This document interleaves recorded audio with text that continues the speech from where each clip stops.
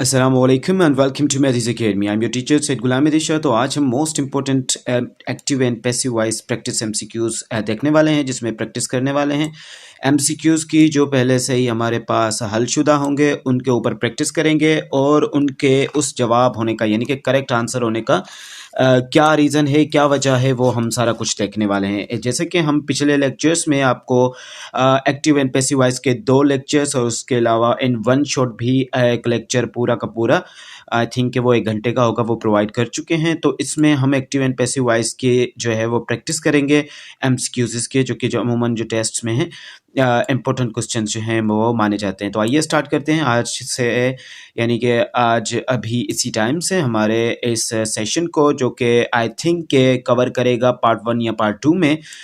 वो देखा जाएगा टाइम को मद्देनज़र रखते हुए कि कितना टाइम ये वीडियो करता है, लेता है मीन्स के। तो स्टार्ट करते हैं हमारे फर्स्ट क्वेश्चन से। तो वो जो है हमारे पास very first one question is the king gave him a reward.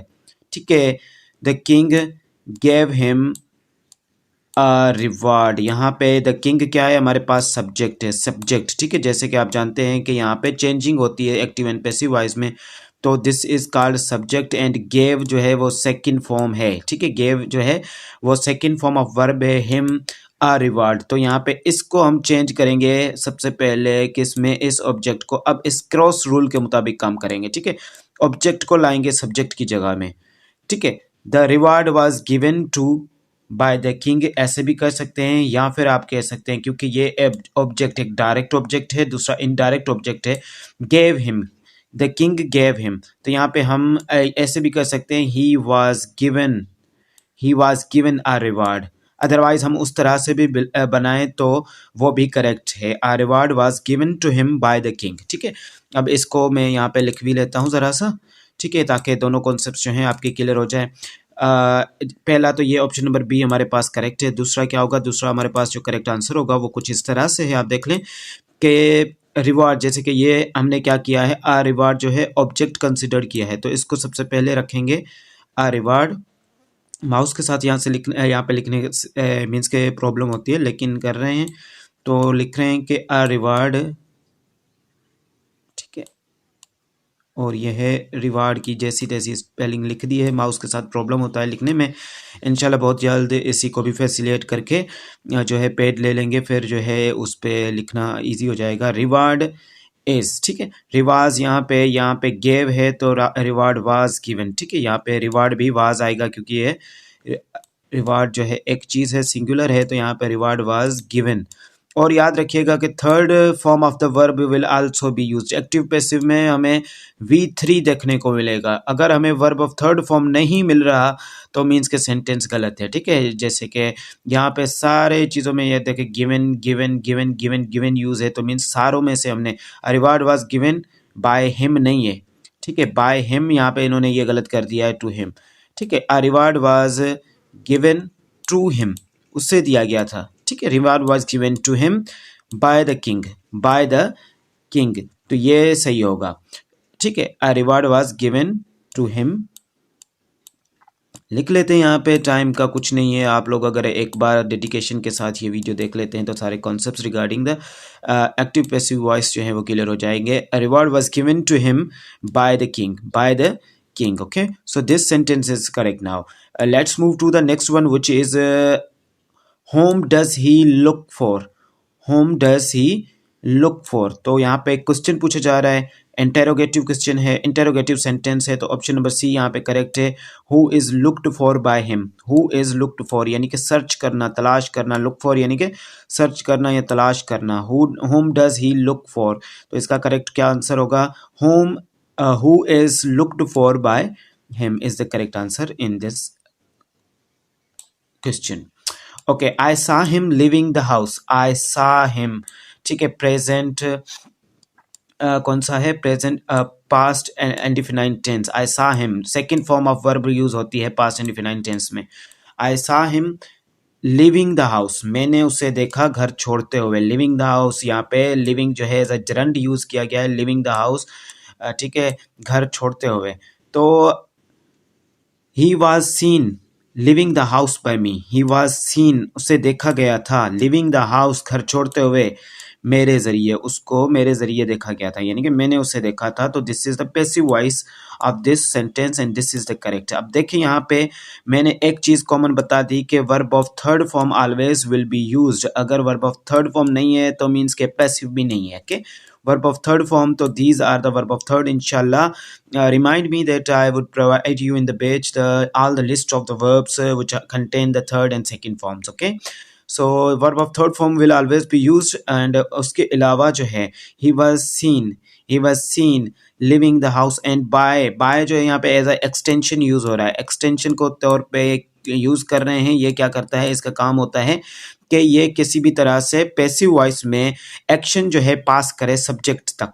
अब देखिए यहाँ पे एक्शन पास हो रहा है, यहाँ पे सेंटेंस है आई, तो यहाँ पे पैसिव वॉइस में इसको कैसे भी करके एक्शन देना है, तो बाय लगा के हमने फिर पॉजिटिव प्रोनाउन लगा दिया, तो यहाँ पे मी, ठीक है, आ गया हमारे पास। तो this is called extension. Extension ये आप ऐसे अगर, ठीक है, extension.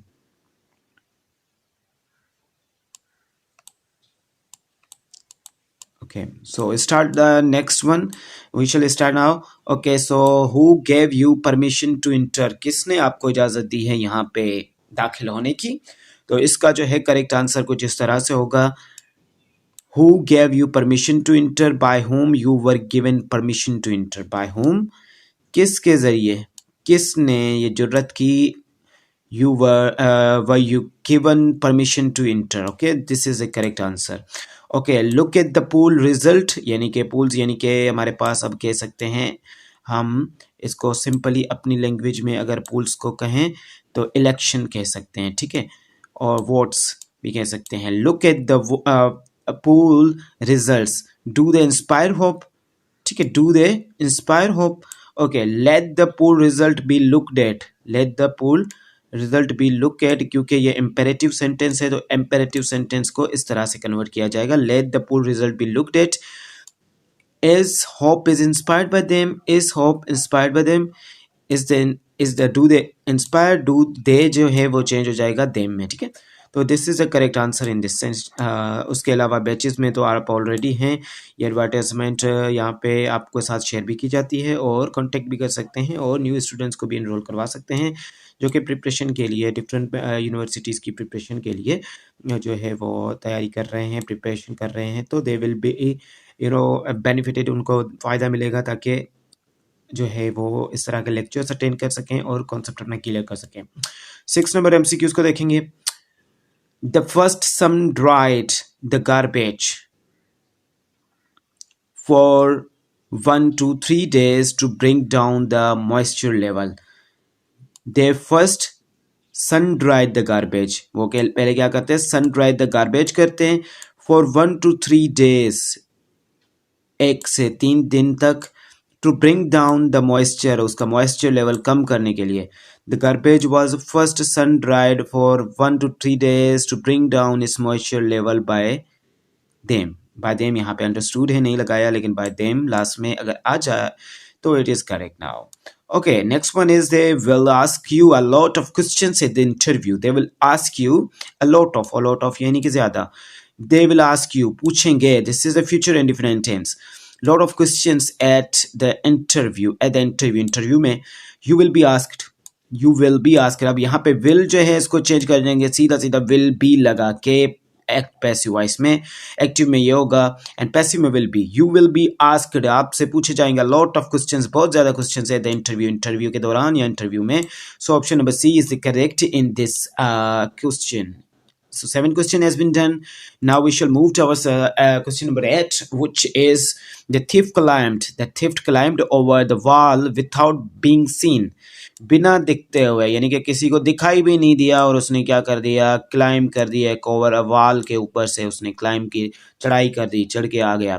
Without being seen, the thief was climbed over by the wall. So option number B here is the correct option. Okay, scene लगाई, दिखाई दे रहा है यहाँ पे भी, तो ये the thief climbed over the wall, ठीक है, ये क्या है, climb third form, second form, ठीक है, क्लाइम्ड ओवर द वॉल, ठीक है, without being seen, okay, the principal kept the staff members waiting. Principal ने क्या किया, स्टाफ मेंबर्स को वेटिंग करवाई, ठीक है, यानी कि इंतजार करवाया। Staff members were kept waiting by the principal. This is the right answer here and option A is right.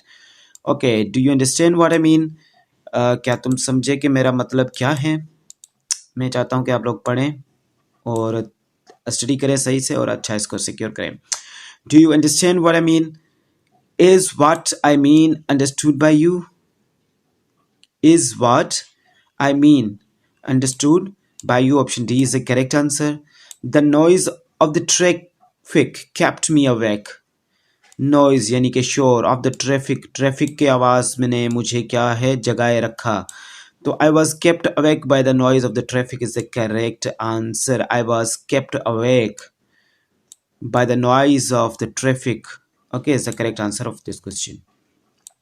Okay उसके बाद हम आ जाते हैं हमारे नेक्स्ट पे। Before festivals the hopes are thronged with man women and children make various purchases. Festivals आते हैं, द शॉप्स आर थ्रोन, भर जाते हैं शॉप्स के, ठीक है, मर्द हजरात औरतें एंड छोटे बच्चे भी शॉपिंग के लिए आ जाते हैं वेरियस पर्पजेस के लिए, वेरियस चीज़ें परचेज करने के लिए। Men, women, and children throng shops before festivals, making various purchases.